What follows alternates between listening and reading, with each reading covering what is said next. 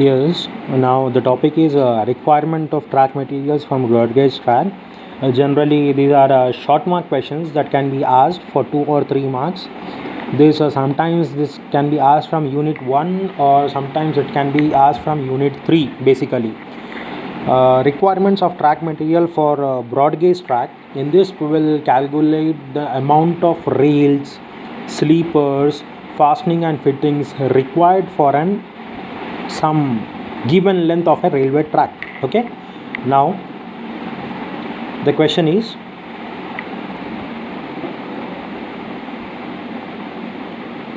calculate.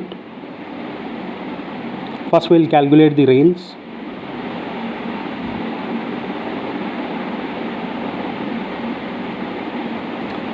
We know that the standard length of rail is 13 meter for broad gauge and 12 meter for meter gauge.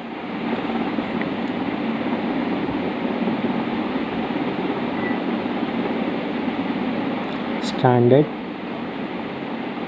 length of the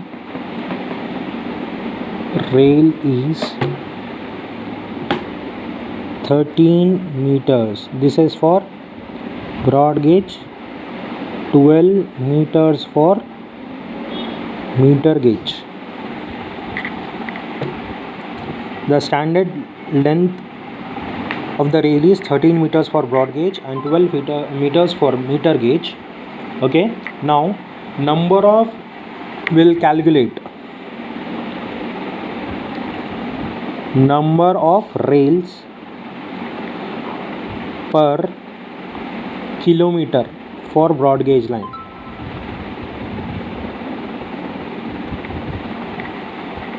So what we need to do, per kilometer in the sense will convert into meters, that is nothing but 1000 meters. For 1000 meters, if we calculate for broad gauge, we need to divide it by 13. Now do the calculation. 1000 divided by 13, 76.92. that goes for how much? Let us take 77 rails. See, as we know that rails, when we talk about rail, that is nothing but it is the in a track there are nothing but 2 columns of rails. So this is this one here we are talking about this 77. If you want to include this, we need to multiply 2 with this 77. So now basically multiply 2 over here into 2 is nothing but 77 into 2, 154.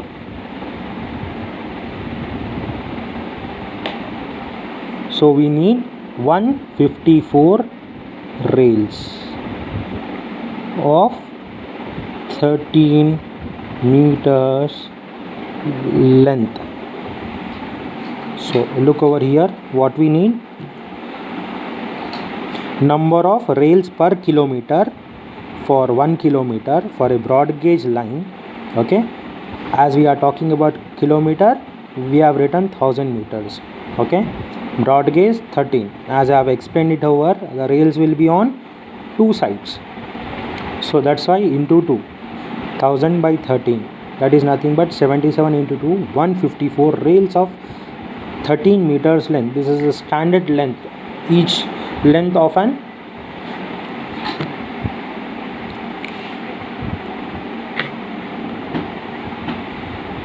so we need 154 rails for a 1 kilometer length.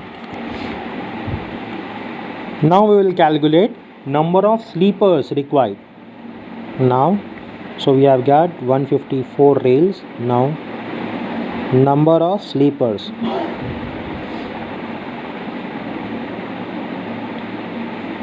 Now we will talk about number of sleepers required. The number of sleepers to be used depends upon sleeper density. Always here number of sleepers to be used depends upon sleeper density. In the question itself, the sleeper density will be given. It is in the form of m plus 7 or n plus 7.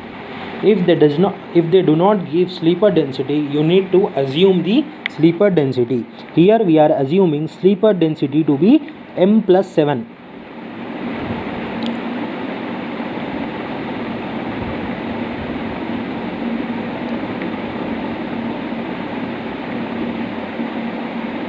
M plus 7, this we are assuming, where this m is nothing but length of rail in meters.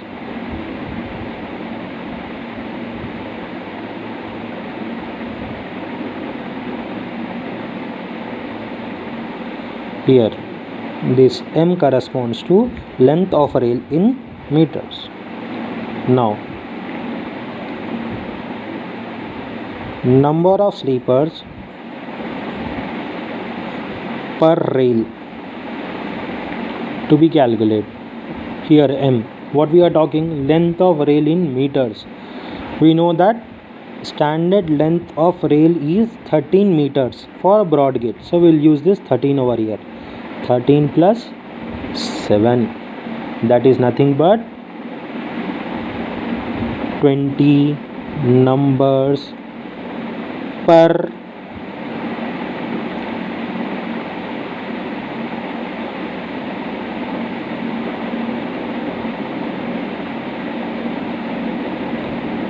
rail. So we have how many rails when we talk about, because each sleepers accommodate 2 rails, we have 77 number of, how much we have? We have 77 pair of rails, basically pair in the sense 2 sides. We have 77 pair of rails. So 20 into 77, that is nothing but, check it, 20 into 77, that is nothing but 1540. 1540 number of sleepers required.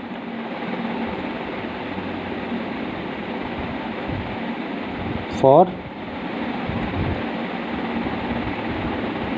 1 kilometer length of railway track.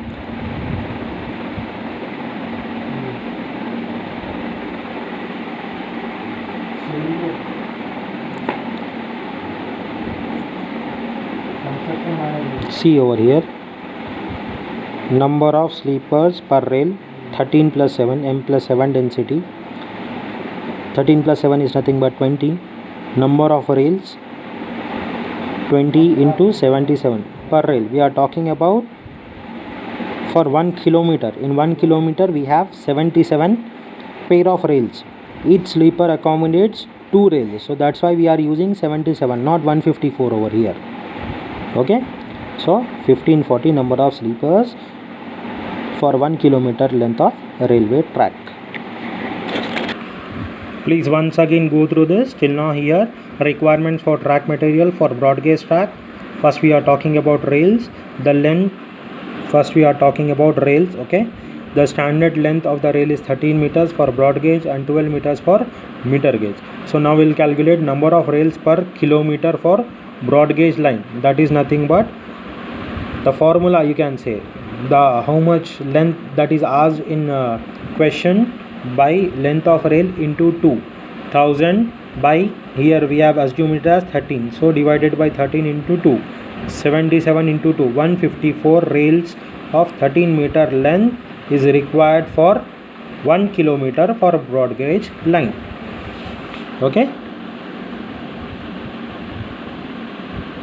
154 rails of 13 meters length is required for 1 kilometer for broad gauge line.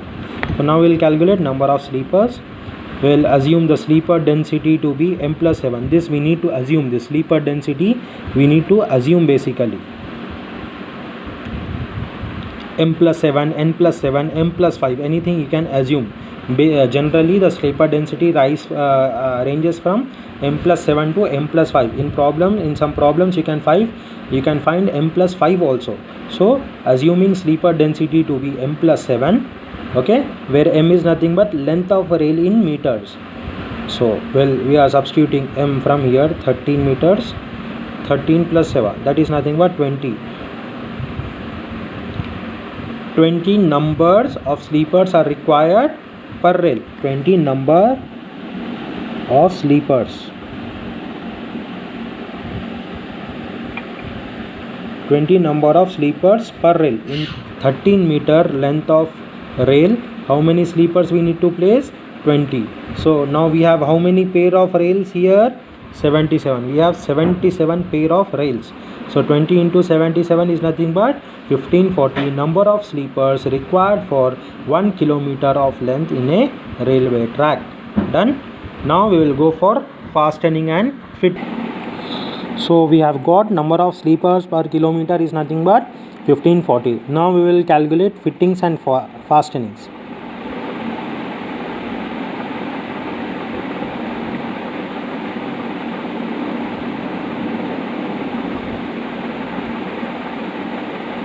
Fittings and fastenings. So now first we will calculate number of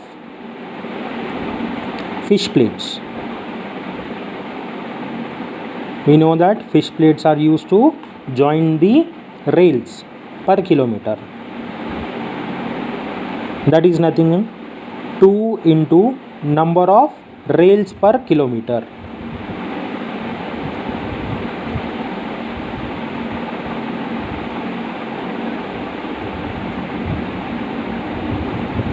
So 2 into how many rails? Previously we have seen how many rails we have got. We have got about 154 rails. 2 into 154.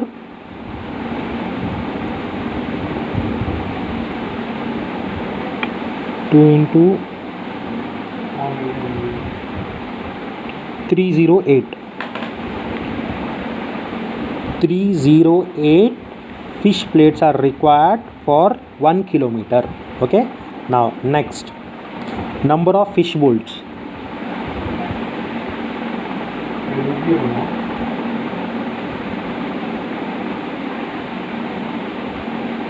This is also basically per kilometer. This is nothing but 4 into number of rails per kilometer.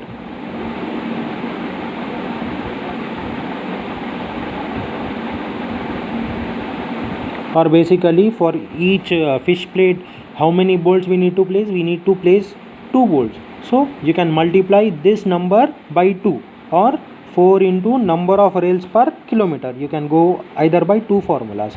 Either you can multiply 2 into number of fish plates, or 4 into number of rails per kilometer. 4 into number of rails is nothing but 154. This is nothing but 4 into 154, 616. 616 fish bolts are required. Number of bearing plates.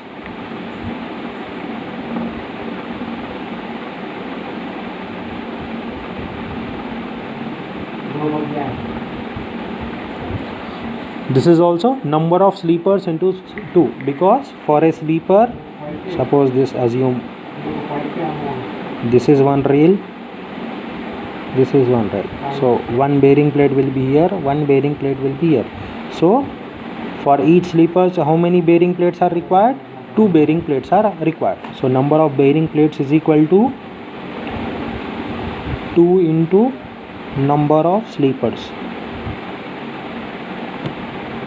2 into, we have how many sleepers? 1540 sleepers we have. 2 into 1540, that is nothing but 3080.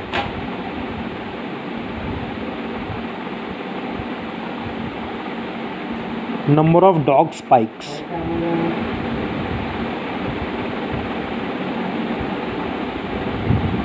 Number of dog spikes. Number of sleepers into 4. See, dog spikes in the sense, for bearing plates we need to attach bolts. 1, 2, 3, 4. So how many dog spikes we required? 4. For each bearing plate we need 2 dog spikes.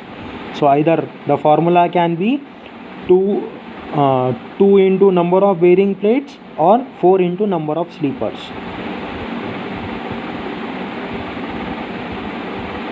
Or else this formula can be 2 into,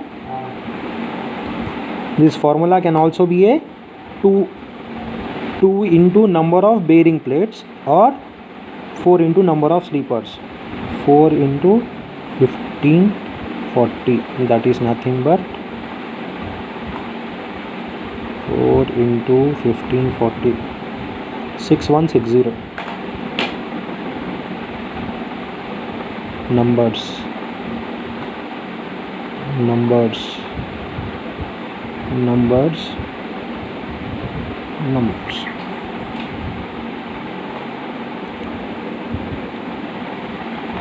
So look for fastenings and fittings required.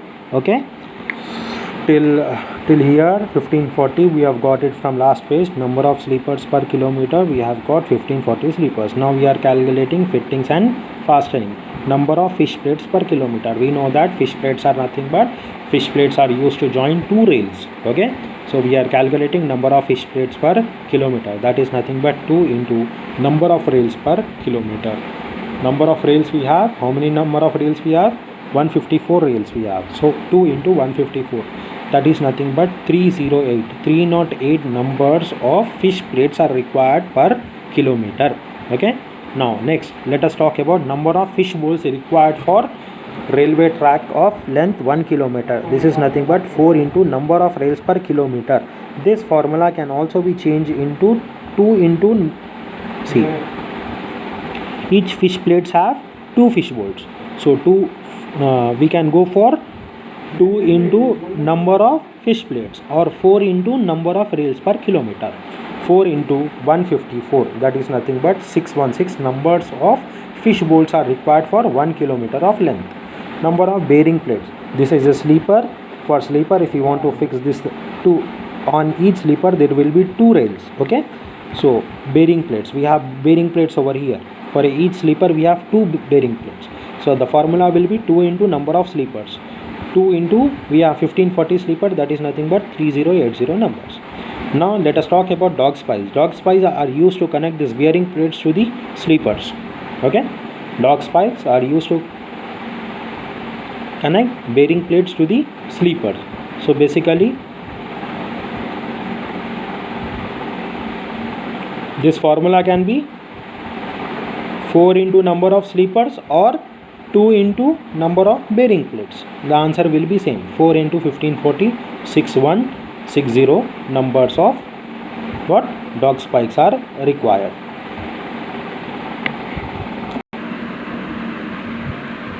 So when we talk about requirement for track material for broad gauge track, we required 154 rails per kilometer length, 1540 number of sleepers,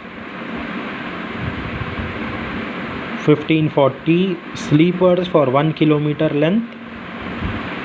Let us turn the page.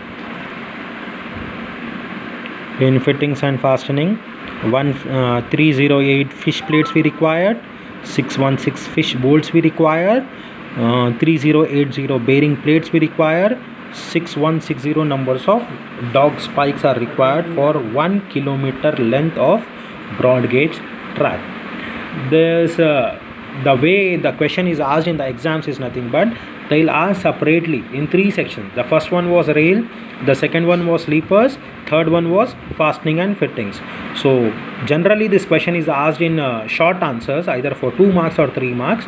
How they'll ask is calculate number of fastening and fittings for 1 kilometer length, that will be given for 3 marks, or calculate number of sleepers required for 1000 meters of railway track, so that will be for 2 or 3 marks. Calculate number of number of rails required for a kilometer length of railway track, that will be for 2 or 3 marks. This problem just now which we have seen will be asked in different parts.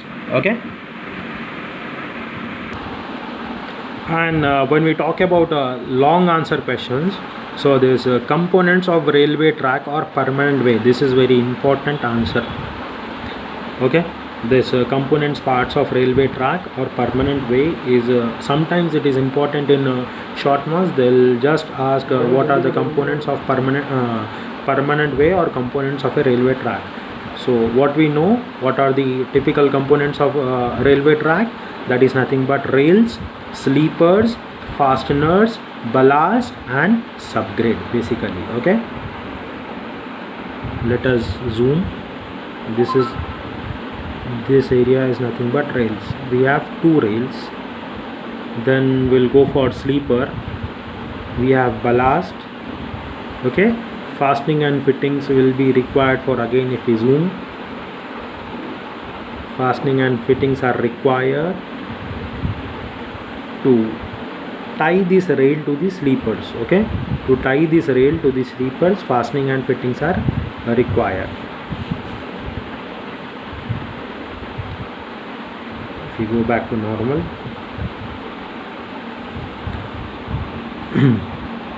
and below we have subgrade basically. So sometime very much it is very likely that this question may be asked.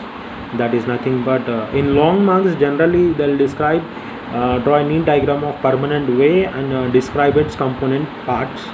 So at that time what you need to do is you need to draw this diagram, write the component parts. If it's for short marks, just a diagram is a must.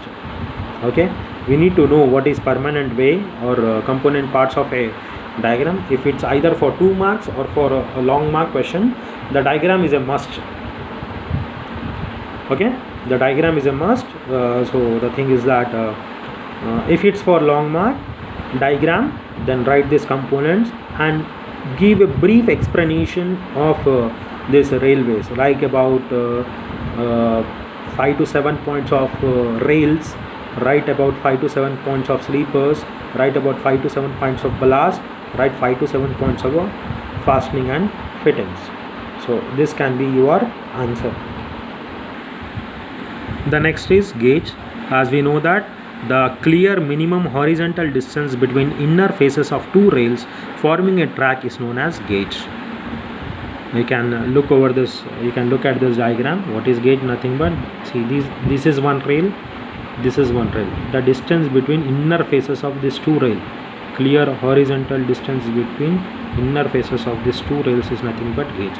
Whenever gauge question is asked, this diagram is a must.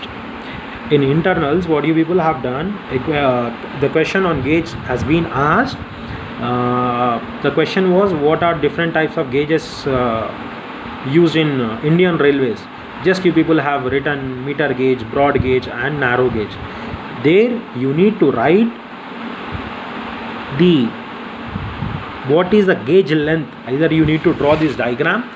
After drawing this diagram, you need to mention there are 3 types of gauge and you need to write which gauge has what value.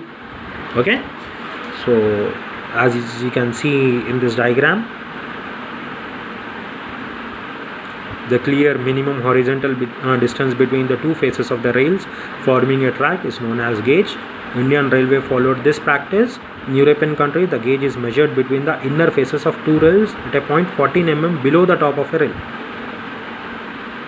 Here we measure at the foremost top. 1435, gauge length of 1435 is the standard gauge worldwide. But India, the standard gauge is different.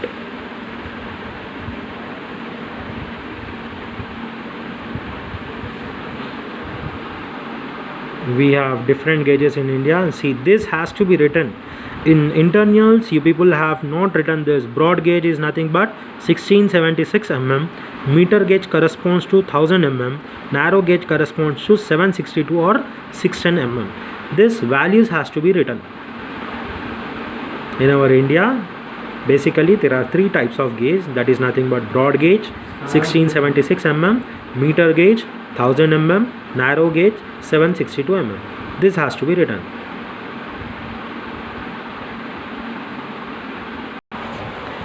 So when we talk about broad gauge, We know that when the clear horizontal distance between the inner faces of the track is 1676 mm, it is nothing but broad gauge. This is very important thing.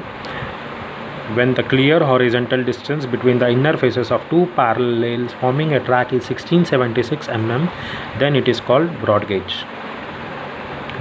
Suitability of broad gauge. Broad gauge is suitable under the following conditions: when sufficient funds are available for the railway project, when the prospects of revenue are very bright. This gauge is therefore used for tracks in plain areas where are densely populated. Okay, the first one was when sufficient funds are available for railway project. The second is nothing but when prospects of revenue are very bright. It means that more number of people will be traveling from railway. If a railway lane is laid in this area, then more number of people will travel. The economy, the passenger traffic will be more. So that is nothing but basically prospects of revenue is very bright. When we talk about meter gauge, this value is very important. When the clear horizontal distance between the inner faces of two parallel rails forming a track is 1000 mm, then it is known as meter gauge. Suitability of meter gauge is nothing but meter gauge is suitable under the following conditions: when the funds available for railway project are inadequate, when we have not that much funds available with the Indian Railways, and if we want to lay railway track, then we need to go for meter gauge. When prospects of revenue are not very bright. Earlier, for broad gauge, the prospects of revenue should be bright. For here, in case of meter gauge, the prospect of revenue need not be that bright basically. Okay, and if we have narrow gauge, these values are important. When we talk about narrow gauge, when the clear horizontal distance between the inner faces of two parallel rails forming a track is either 762 mm or 610 mm, the gauge is known as narrow gauge. Once again, this difference has to be seen: 1676 mm for broad gauge, 1000 mm for meter gauge, 762 or 610 mm for narrow gauge. These are the important. Narrow gauge is suitable. Basically, we are looking for suitability of narrow gauge. Narrow gauge is suitable when the construction of a track with wider gauge is prohibited due to provision of sharp curves, steep gradients, narrow bridges and tunnels, etc. See, even if we have adequate funds, we have more funds, but there in that area, if we have sharp curves, steep gradients and narrow bridges, even though if there are the prospects of revenue is bright, if we have adequate funds also, we need to go for narrow gauge. When prospects of revenue are not very bright, this gauge is therefore used in hilly and very thinly populated areas.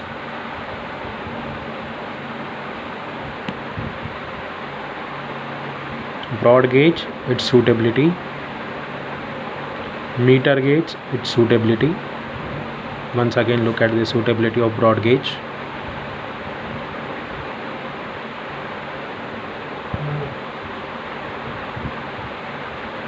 Look at the meter gauge and its suitability.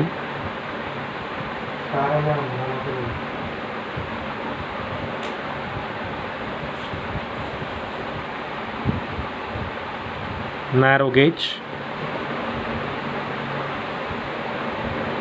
and its suitability.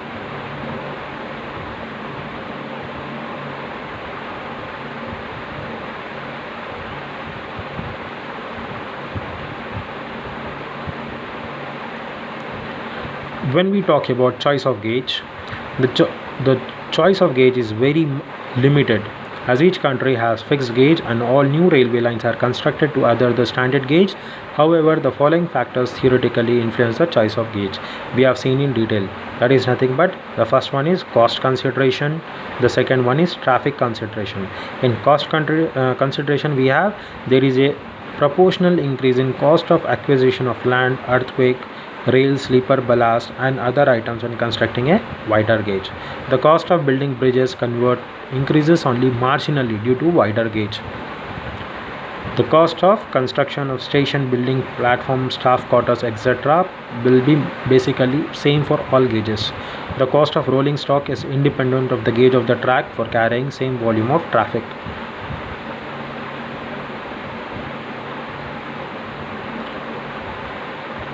Traffic consideration.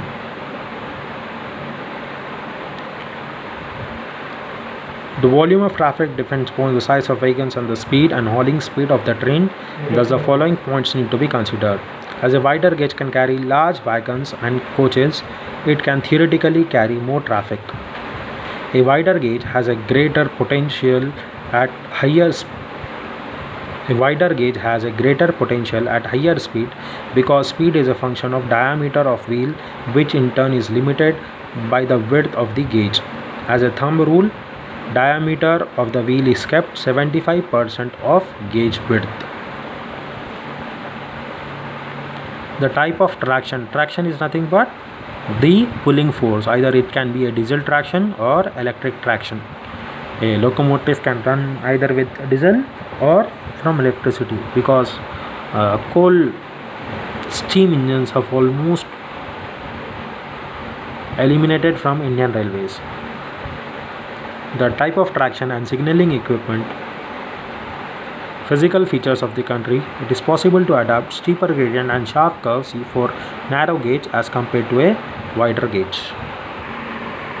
Next, one of the most important answer from Unit 1, that is nothing but surveys in Indian Railways. This is one of the most important question from Unit 1. Railway surveys basically.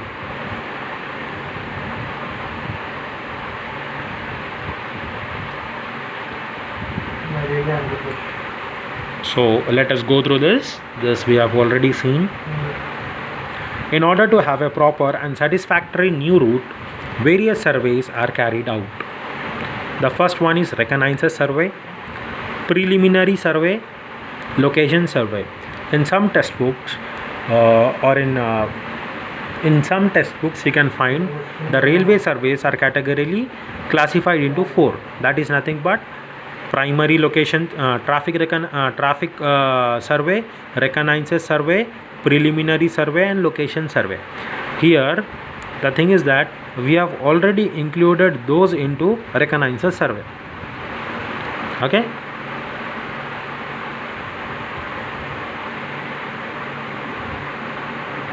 So if some textbook suggests you about 4 surveys, this question is not wrong. Please keep this thing in your mind. Okay, we have already included that separate traffic reconnaissance survey in reconnaissance survey itself. So we have mostly 3 railway surveys. The first one is reconnaissance survey, the next is preliminary survey, the next is location survey. So now we will talk about reconnaissance survey. It is the first engineering survey. It is carried out in territory which has not been previously surveyed for the purpose of laying a new railway line. The main objective of reconnaissance survey is as follows. The first one, to obtain a general knowledge of the whole territory. General knowledge in the sense what all things are present, how many railway lines are present, what are the main attractions of this. To have a general idea of total territory, this reconnaissance survey is carried out. Second one, to obtain information regarding the salient features of the territory. What all hotspots in the territory, okay, is there any tourist attractions over there, religious places over there, how is the land formations, whether it is suitable for railway track or not. So basically to obtain information regarding the salient features of the territory. Now let us move to importance of reconnaissance survey. If we talk about importance of reconnaissance survey, the first importance is nothing but a number of possible alternative routes between 2 points can be worked out. So Possible alternative routes between 2 points can be worked out in reconnaissance survey. Second one, it is not a science but it is an art. Personal factors play an important role in the reconnaissance survey. The successful conduct entirely depends upon the personal qualities of an engineer, such as his training and experience, his capacity of observation and interpretation. The successful conduct entirely, see, this point is very important. The successful conduct entirely depends upon the personal qualities of engineers, such as his training and experiences, his capacity of observation and interpretation. Now if we talk about the information gathered in reconnaissance survey, okay, a reconnaissance survey can broadly divided into two categories, that is nothing but traffic reconnaissance survey and engineering reconnaissance survey. Some textbook gives the traffic survey as a main point in first classification. In the first classification we have talked about three surveys, that is nothing but reconnaissance, preliminary, final location survey. Some textbook or some authors give this traffic survey in that first classification, so they make it 4. Here we have made it 3 because we have included this traffic reconnaissance survey. We have merged traffic survey into reconnaissance survey, as traffic survey is very much related to reconnaissance survey. So a reconnaissance survey can be broadly divided into two categories. First one is traffic reconnaissance survey and second one is engineering reconnaissance survey. Let us talk about traffic reconnaissance survey. This consists of collection of the information regarding the following. Traffic reconnaissance survey consists the information regarding the following, that is nothing but first, the general character of the country and the extent of cultivation. This all comes under traffic reconnaissance survey. This all information is gathered in traffic reconnaissance survey. The first one is the general character of the country and the extent of cultivation. Second one, information regarding the local industries and religious festivals. Third, the general condition as regards prosperity of people in the locality and density of population and its distribution. See, when we talk about passing a railway line through an locality, apart from population, we need to be very careful about population density also. Population and its distribution. Generally, first of all, we will pass that railway line through a densely populated area. In that densely populated area, the railway stations, the track should be passed from the area which has low distribution. Amongst that highly density populated area, we need to see where the population density is less among that area. So we need to pass railway station, we need to construct railway station yards, quarters, and also we need to pass the railway track. So in the densely populated area, we need to see in that area where the population distribution is less. The probable amount of traffic to be served by new railway line. The probable new traffic lines to be opened up to join large centers of trade. Nature and volume of exports and their destination. The amount of imports and center of their distribution. The possibilities of development of industries as a result of new railway line. Visiting all trade centers and consultation with prominent citizens and local authorities regarding the most suitable route for the railway. Standard of construction required for carrying the probable traffic. This all data is collected in traffic reconnaissance survey. And one more, study of existing means of transport. What all existing means of transport, whether the area is connected with airport, whether the area is connected with how many highways and all, the study of existing means of traffic. This all is collected in traffic reconnaissance survey.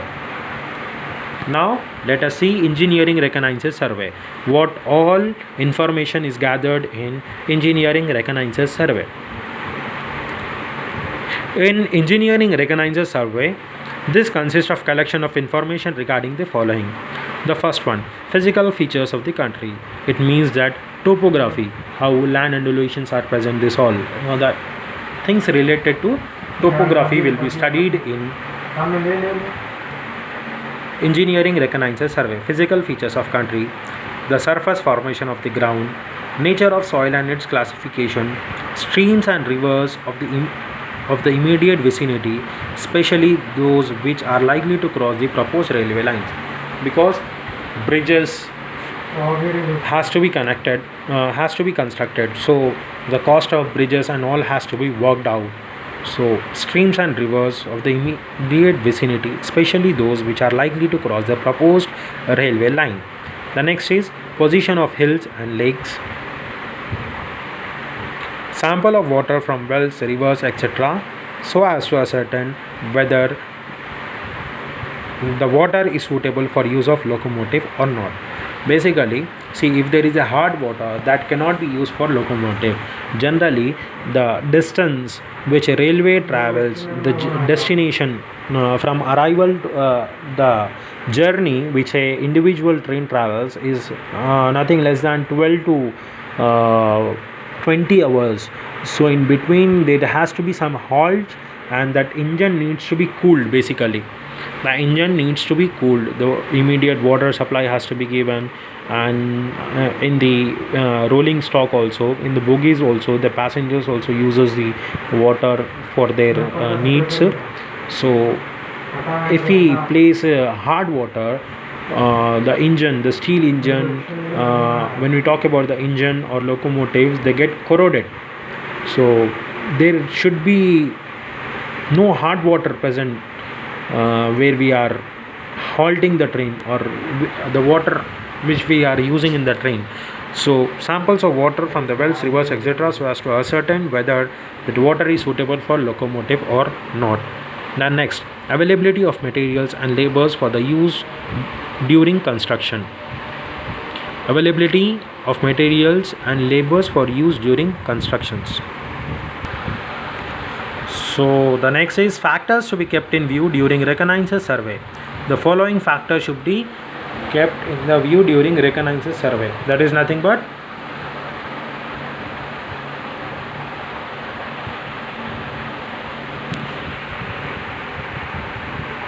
area. These are the following factors that has to be kept in view during a reconnaissance survey. The first one is area. A reconnaissance survey should be carried out for the whole area of the country.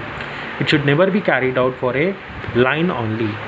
Suppose we are constructing a railway line from Hyderabad to Vijayawada, we need to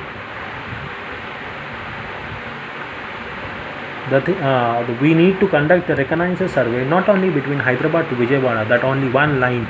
Basically, we need to study all the features of surrounding.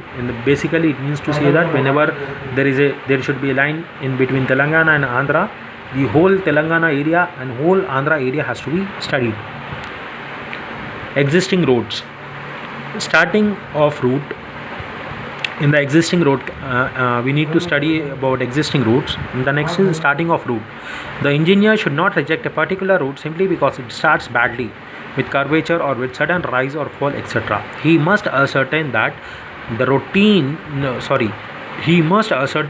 route continues badly for a long distance. The next, fourth, assumptions. The assumption should be made very carefully, as sometimes they are likely to be proved wrong when tested by actual observations. Survey route. Ocular illusions. Ocular illusions in the sense estimating wrong length of a line or offset, or estimating the wrong curvature. This all things we are seeing as things to be kept in mind during reconnaissance survey. Again, ocular illusions include overlap of hills which may appear as a continuous ridge. Okay. The next is revenue. The probable revenue from the proposed railway line may be worked out.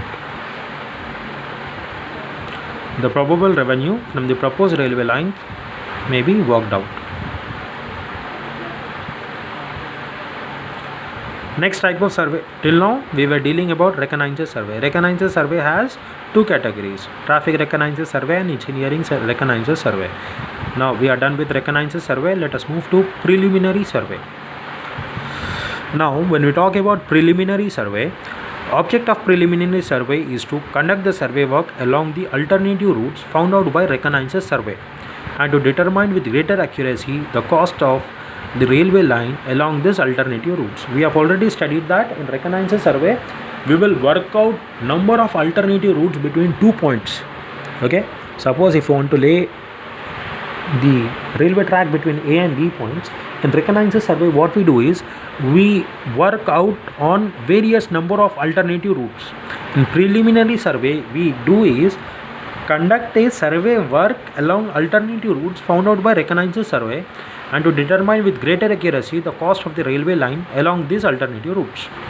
Importance of preliminary survey. The first one, it decides the final route and recommend only one particular route in preference to other alternative routes. See, we have talked about 10 alternative routes in reconnaissance survey. Suppose we are doing a survey and in reconnaissance survey we have found out 10 alternative routes. In preliminary survey we will work on the 10 alternative routes and we will find out one best alternative route. We will find out one best alternative routes. So that's what it says. It decides the final route and recommends only one particular route in preference to other alternative routes. Thus should be carried out with great precision as on it depends the alignment. See, on the final route the alignment of railway track is depend basically. Okay, so that's what about preliminary route, preliminary survey. Then we'll talk about location survey. Our third category is location survey. Third surveys in Indian Railway is nothing but a location survey. The first one, object of location survey, to carry out detailed survey along the route. Okay, the objective of location survey is nothing but to carry out detailed survey along the route which has been found and fixed as the most economical route from the data of preliminary survey. In location survey what we do is we establish the center line of actual track to be laid. What we do, we establish the center line of actual track to be laid. As soon as the location survey is completed, the construction work is started. Work for location survey, it is carried out in 2 stages. Okay, so what was the objective of location survey? To carry out detailed survey along the route which has been found out and fixed as the most economical route from the data of the preliminary survey. What we do in location survey is it establishes the center line of actual track to be laid. As soon as the location survey is completed, the construction work is started. Okay, then now we have work of location survey. It is carried on 2 stages, that is nothing but paper location survey and field location survey. Okay, the location survey is done in 2 parts, that is nothing but paper location survey and field location survey. In paper location survey what we do is the final route selected is put up on a paper and the details of such as gradient, curves, contours, etc. are worked out. All the working drawings are prepared even of minor structures such as signal cabins. After the paper location is over, the field work is started and the center line of the track is fixed. Next, field location survey. When we talk about field location survey, the field location transfers paper location on the ground. It gives all requirements of the construction engineer such as benchmarks, levels, measurements, etc. The center line pegs are driven at every 300 meters along the center line of the track. Every change of direction, the beginning and the end of a curve, and also the intersecting points are clearly marked. In addition to the fixing up of the center line of the track, the center lines of bridges, culverts, tunnels, stations, buildings, signal cabins, etc. should be fixed. What all things is happening in field location survey? In the field location survey, transfer of paper location on the ground. It gives all the requirement of the construction engineer such as benchmarks, level measurements, etc. The entire pegs are driven at every 300 meters along the center line of the track. Every change of direction, the beginning and the end of the curve, and also the intersecting points are clearly marked. In addition to the fixing up of the center line of the railway track, the center line of bridges, culverts, tunnels, station, buildings, signal cabins, etc. should also be fixed. This was all about surveys of Indian Railway. Once again go through this. Railway survey, it has been categorically classified into reconnaissance survey, preliminary survey and location survey. Okay, reconnaissance survey is again classified into traffic reconnaissance survey and engineering reconnaissance survey. After this we have preliminary survey. The last one is location survey. Again in location survey it is classified into paper location survey and field location survey.